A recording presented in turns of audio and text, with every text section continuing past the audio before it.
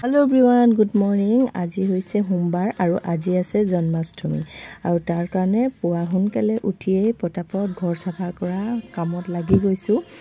যেহেতু প্ৰত্যেক বছৰে আমাৰ ঘৰ জন্মাষ্টমী পতা হয় আৰু আপোনালোকৰ হৈতেও ভিডিও অলপ শেয়াৰ কৰোৱে প্ৰত্যেকবাৰে ভাবিলো এইবাৰনো কিয় নকৰো যেহেতু আপোনালোকে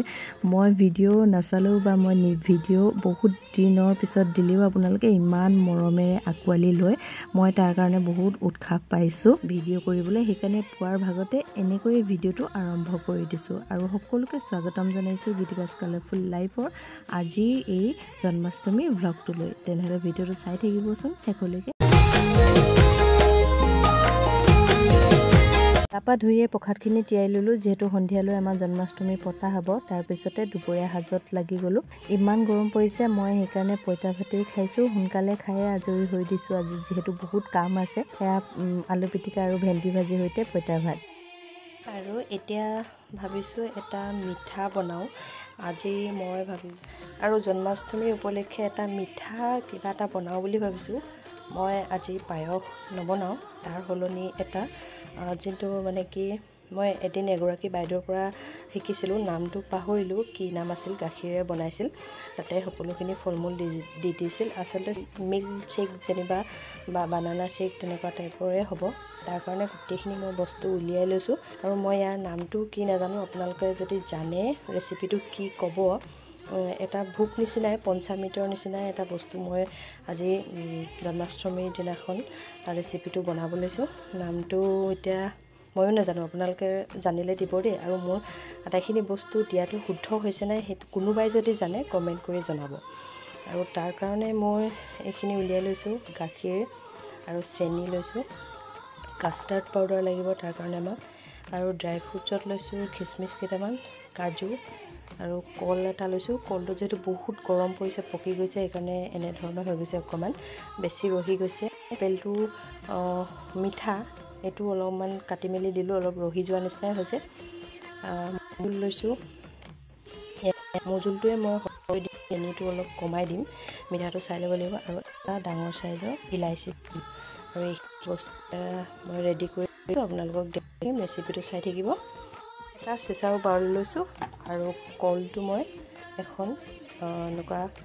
কাটা চামুচেৰে ভাঙি লম মিহিকৈ আপোনালোকে জিহে পাৰে মানে জিহে সুবিধা পায় সেই তেনেকৈ মানে পিটিকি ল'ব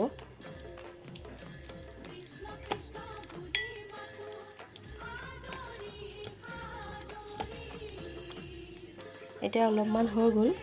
মিহি আৰু মিহি কৰিবলৈ মই পিছত হ্যান্ড ব্লেন্ডাৰলৈ মাৰি দিম মিহি হৈ যাব অকনমান মই এটা ভাঙি লৈছো আৰু আপেলখিনি আৰু ৰুকিবলৈ এনেকুৱা ৰুকনি এখনে ৰুকিম নহলে আপেলটো যেহেতু ভাগি নাযায় সেইকাৰণে ৰুকনিখনে ৰুকি দিম সৰু সৰুকৈ আনফালে কম জুই কৰি গাখীৰখিনি উতলাই লৈছো 1 কাপ গাখীৰ লৈছিলো যেহেতু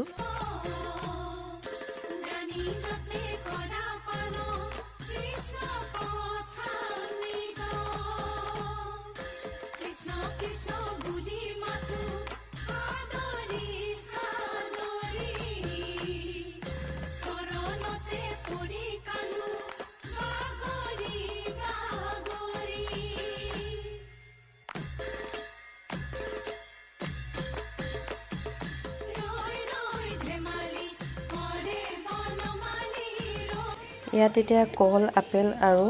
কাজু বাদাম কেটা ধুনীয়াকৈ পিছি ললো যেহেতু মই পিছত হ্যান্ড ব্লেন্ডাৰডালে মিহি কৰি দিম সেইকাৰণে এতিয়া এনেকৈ থাকো আৰু এতিয়া ইয়াত দিছো এয়া মজুল আৰু এতিয়া গাখীৰখিনি কমাই ৰাখিছিলো উতল অহাৰ লগে লগে ইয়াতে 2 চামুচ চেনি দি দিছো মিঠাটো কম হলে খাই বেয়া লাগিব আৰু ডাঙৰ সাইজৰ ইলাচিটো গৰম কৰি থেতালি গুটি কেইটা দি দিছো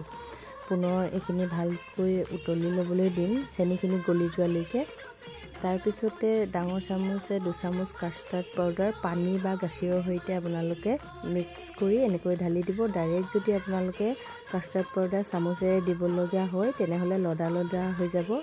আপোনালোকে সেইকাৰণে পানী বা গাখীৰত গুলি লৈ এনেকৈ ঢালি দিব কাষ্টাৰ্ড পাউডাৰখিনি অকনমান সময় কম জুই কৰি এনেকৈ লৰাই থাকিম গেছৰ ফ্লেমটো কমাই লৈ মই প্ৰায় 2 মিনিটমান এনেকৈ ঘাটি এই কাষ্টাৰ্ড পাউডাৰ আৰু গাখীৰৰ এই মিশ্ৰণটো লৰাই মই সিজাই ল'লোঁ আৰু এতিয়া ঠাণ্ডা হ'বলৈ নমাই ৰাখিছোঁ। বাউলটোত কল, আপেল, কাজু তাৰপিছতে মৌ দি যিহেতু মিহি কৰি ৰাখিছিলোঁ, তাতে এতিয়া গাখীৰ আৰু কাষ্টাৰ্ড পাউডাৰ যোনখিনি মিশ্ৰণ বনাইছিলোঁ সেয়া অলপকৈ দি হেণ্ড ব্লেণ্ডাৰডালে লৰাই গোটেইখিনি মিক্স কৰি দিম। লাহে দিম, অলপকৈ দি মই মিক্স কৰি যাম।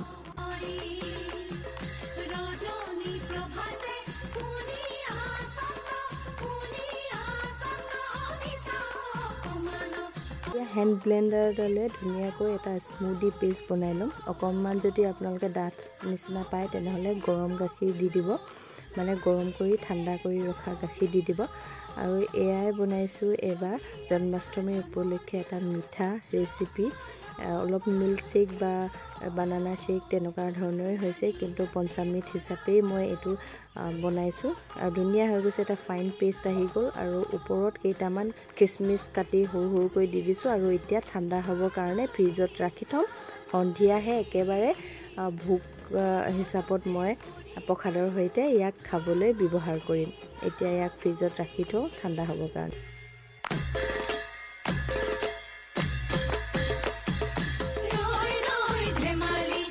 আৰু এতিয়া সন্ধিয়া হোৱাৰ লগে মা আৰু মই লাগি গৈছোঁ থাপনা পতাত। ওচৰৰ খুৰীহঁত আহিব, ভণ্টিহঁত আহিব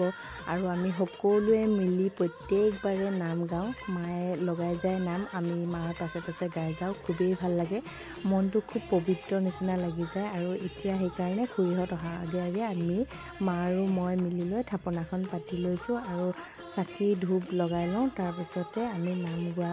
আৰম্ভ কৰিম সকলোৱে মিলি। তাৰপিছত আমি প্ৰসাদ খাম।